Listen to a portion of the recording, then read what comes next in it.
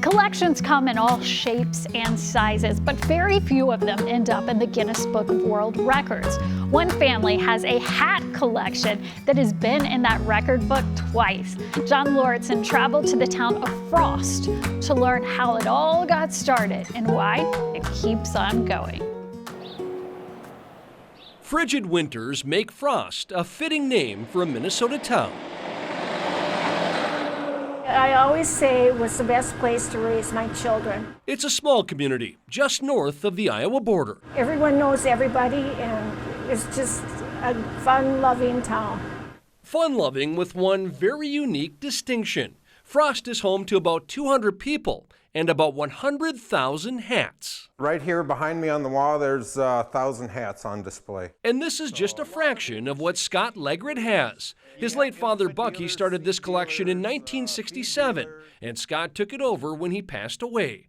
Bucky was a farmer who thought colorful caps of all kinds blended well together, like a melting pot of headwear. Did he ever wear these hats? No, he hardly wore a hat. That's the funny thing. But it didn't stop Bucky's obsession. He was part of a nationwide group of collectors, and when word got out, people sent him more hats than he could handle.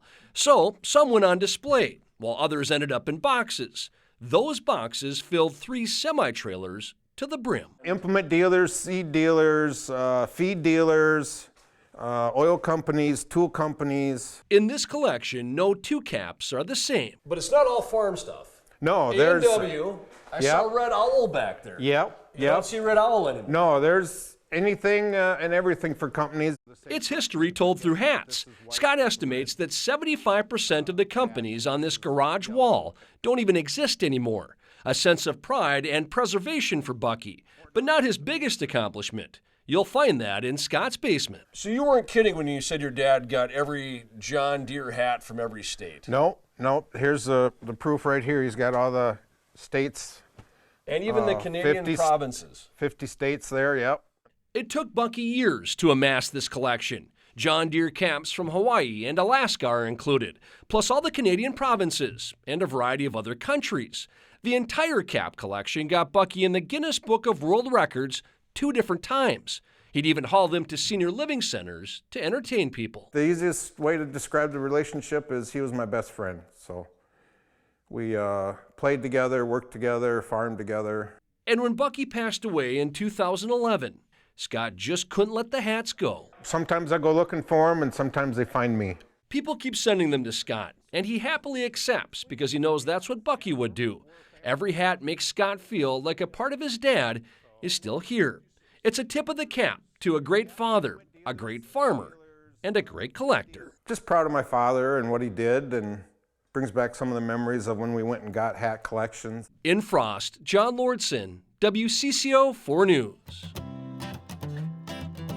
We all know that song, I Will Walk 500 Miles. Well, one Wisconsin man took that and multiplied it by 50. He wanted to walk the circumference of the earth. As Colton Molesky reports, the journey took him nearly 9 years to complete. I was looking at the paper, and there was an article in there about some gentleman who walked around the world. And I thought, I should do that. Jay Kramer retired on April 4th of 2014. Shortly after, he set a goal to walk the equivalent of the distance around the world. He started with hikes out in Utah while visiting his son.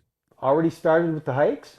Let's just do this. The distance around the world is 24,901 miles. According to Kramer, who meticulously tracked his journey through his Fitbit, it totals to nearly 50 million steps. In wintertime, it's usually about 5 miles a day. In the summertime, it's anywhere between 7 and 10. The walks allowed Kramer to pursue the goal of getting in better shape during retirement, but it also allowed him to tackle his other retirement objective, reading more books, or in Kramer's case, listening. I like to be on my feet moving, so that's why I thought, well, let's start listening to books. And I like the mystery type novels like James Patterson, Michael Connelly, Lee Child, that type of books. So it just kept me motivated. On March 2nd, the 72-year-old not only finished his trek around the world, he also finished listening to 148 books. As for the next challenge, Kramer is taking on other planets. It's either Mercury or Venus. The bottom line is I find a lot of enjoyment in doing it, and it gets me reading my books. So wherever it takes me, I'm just going to do it. Just keep walking. That's our show. We hope that it lifted you up, maybe even inspired you to do some good. You can see more of these heartwarming stories every week on our Sunday morning show at 7 on WCCO TV. And if you have an uplifting story you would like to share, we would love to hear from you. You can submit your story to WCCO.com/uplift. Thank you so much for being with us. We'll see you next week.